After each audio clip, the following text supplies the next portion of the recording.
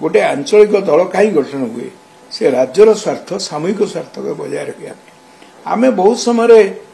कहलु आम समदूरत्व कहार ना कहार निकटतर हेलु बीजेपी निकटतर हेलु एवं से कथा है लोक मैंने प्रश्नवाची है जदि बीजेपी सागर मेंट करेंगे बुझावी सागर समस्त कार्यक्रम सह देवे आम प्रत्येक बार बीजेपी न देकर कहीं बाध्य दू एवं ये दल गठन बेले बीजेपी साहाय्य नि जाइथिला ये कथा समस्ते भूली भाव नवीन पट्टनायक जीतिया जीति नथिले वाजपेयी जो प्राइम मिनिस्टर जीते गोटे सारा देश में से प्रतिहारा एवं बीजेपी एक प्रकार आबहावा थिला कौन कह मेंट कर जीतले तापर भूली गले ना आम इंडिपेंडेंट हो भल कि पुणी बदले स्टाण ये आज कहते कांग्रेस मेंट कर जो नेता माने कहले से आदौ विचार करी कहूना से भावुँ ओडिशा लोक गुड़ा बोका जहाँ कहते ग्रहण कर सरकार मु तो जानवर कारण कांग्रेस दल जो नेता ये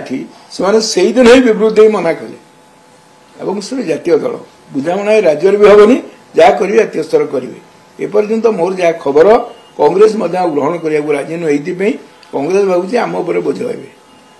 सर आपको लगुच कि निर्वाचन 24 निर्वाचन पूर्व विजु जनता दल मेंट करने बीजेपी सहित चाहूला निर्वाचन में पराजय करे पुनर्बार कांग्रेस सहित मेंट करने स्थिति से निर्वाचन पूर्व बीजेपी आवश्यकता थिला बीजेपी तरफ सभापति जे मनमोहन साहब बारंबार कहते आम कौन मेंट हबार ना किंतु एटी एक तरफा प्रेम जमी एक तरफा कहला आम मेंट करूँ राज्यर स्वार्थ करूँ अंगुर कोड़ी गुड़ा खटा है ना आम एकुटिया लड़ू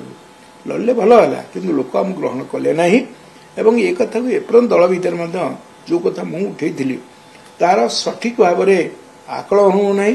समीक्षा होनी परवर्त अनुवादी होसे दल संपर्क में बर्तमान जेहेतु अधिकृत नुहे कहवा लगी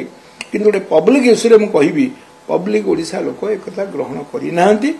ये जो खुशी जो मैंने व्यक्त कर झारखंड रे रिजनल पार्टी केवल जीतनी रिजनल पार्टी सेठी लागू होती कांग्रेस संगे आरजेडी संगे जदि से कथा न होता हुए तो सेठिकार चित्र भिन्न होता।